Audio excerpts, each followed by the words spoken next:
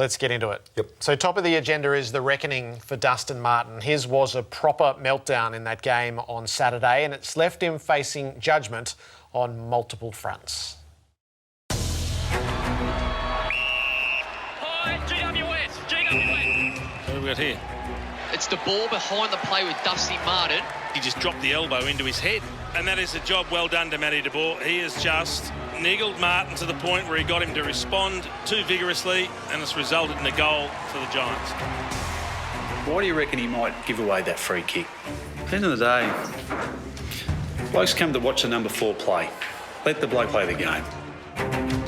Don't get me wrong, de Boer did a terrific job, but, geez. Whether you like it or not, taggers are there to get under the skin, to play as close to the edge as they can. Matty de Boer is very physical. He doesn't take a backward step, and he's not backing down from Dustin Martin.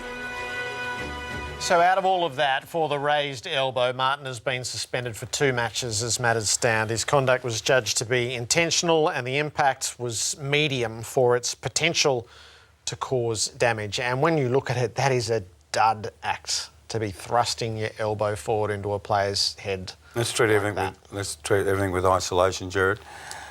Real lack of leadership. We're the plight of the Tigers at the moment. We know Jack. We know Alex Rance. For a senior player to do that behind the play and risk exactly what's happened is a really poor effort from Dustin. And he would be feeling right now that he has let himself down and the club down. And no question he has. So we'll deal with that in isolation. Damien Hardwick's comments after the game, what were your thoughts when you first heard them? I hadn't... So it happened...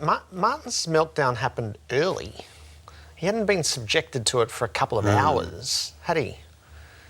It didn't occur to me in what I'd seen that he had been taunted to breaking point in a really short period of time. Right, we don't see everything that's happening. No, we don't. Really, Damien Hardwick has every right to say what he wants to say, but it's always the losing coach or a losing player who whinges a lot.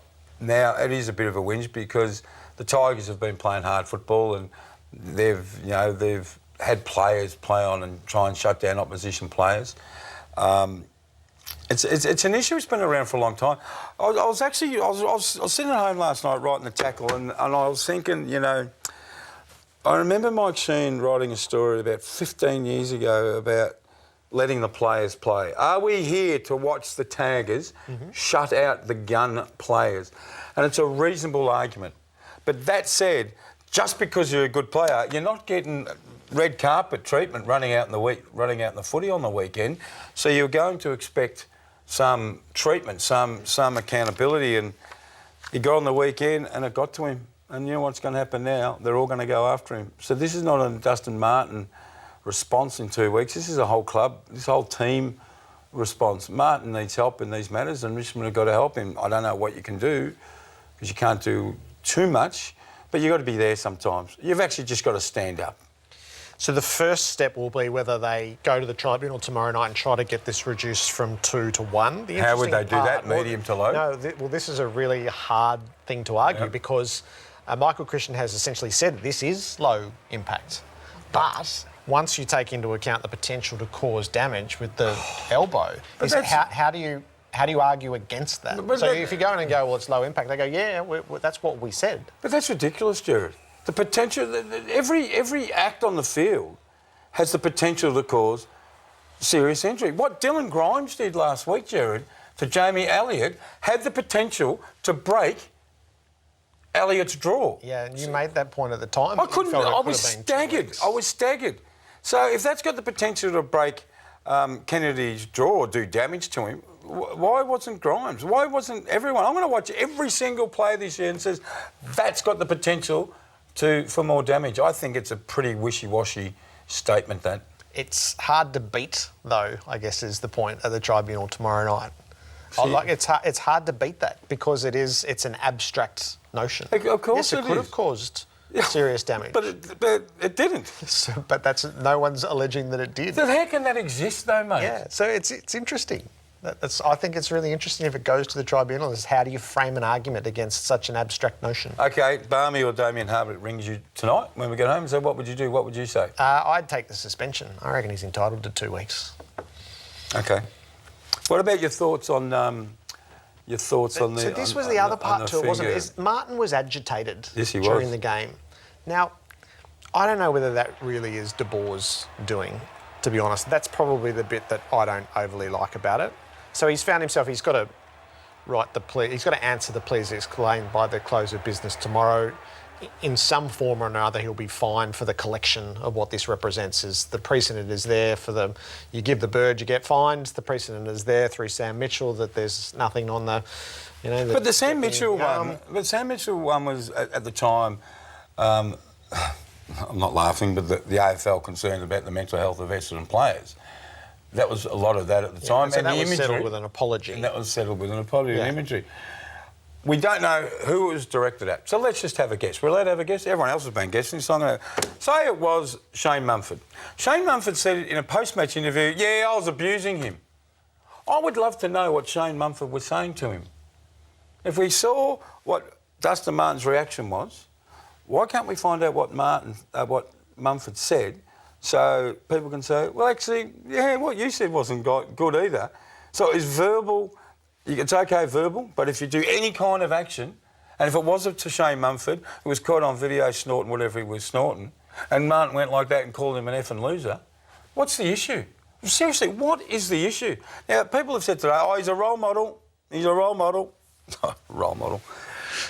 You know, they are role models in a lot of ways. Yeah, I don't think they're role models. The kids are at home now. It's the imagery, isn't the kids aren't watching our show right now. They're playing Fortnite in the other room, killing people on the screen, and they're saying, oh, that's a bad act, role model. I mean, come on, please.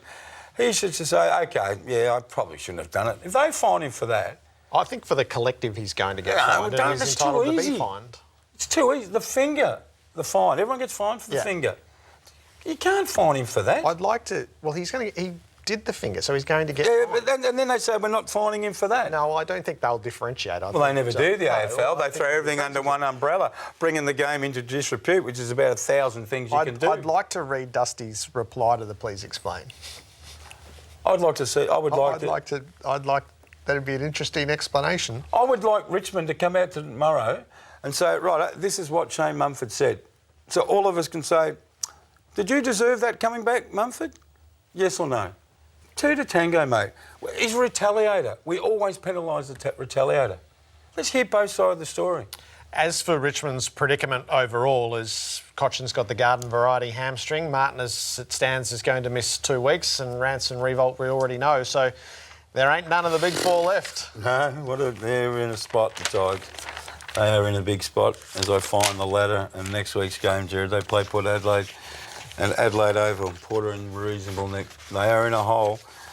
That's OK. You know, Richmond fans, well done. You had 2 great years. You got a flag. Now you're under extreme duress at the moment.